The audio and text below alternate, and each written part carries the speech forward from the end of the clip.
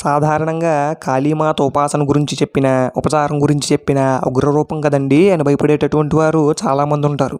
కానీ ఒక సాధారణ గొర్రెలు కాసుకునేటటువంటి వ్యక్తి తనకున్న మొండితనాన్ని అమ్మవారి మీద ఉన్న నమ్మకం భక్తిగా మార్చినంత మాత్రం చేత ఈరోజు మనం అతన్ని కాళిదాసు మహాకవి అని పిలుస్తున్నాం.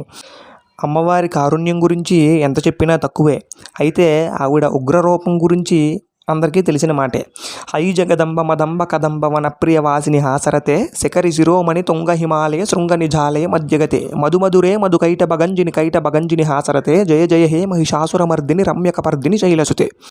వాడి భక్తికి అమ్మవారు ప్రసన్నురాలైతే ఇది ఇవ్వచ్చా ఇవ్వకూడదా అని ఉండదిక. వాడు ఎంత అడిగితే అంత ఇచ్చేస్తుంది. చాలామంది కొన్ని విషయాల్లో పాపం ఆందోళనగా, ఏదైనా హఠాత్తుగా ఏదైనా వార్త విన్నప్పుడు ఆందోళనగా, భయంగా ఉంటారు. అలాంటి వారు కాళీ స్తోత్రం చేస్తే భయం అన్న మాట పోయి ధైర్యలక్ష్మిగా అనుగ్రహిస్తుంది.